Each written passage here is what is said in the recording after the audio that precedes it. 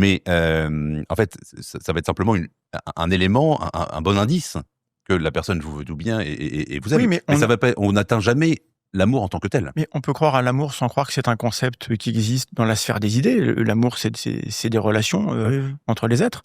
Donc on n'a pas besoin de prouver l'existence d'une entité qui s'appellerait amour et qui nous dit non, on est des mammifères, on est des primates, et dans nos relations, l'affection et l'entraide, ça a été très important dans l'histoire de notre lignée. Et du coup, l'amour est important dans nos relations et on n'a pas besoin de Dieu pour ça.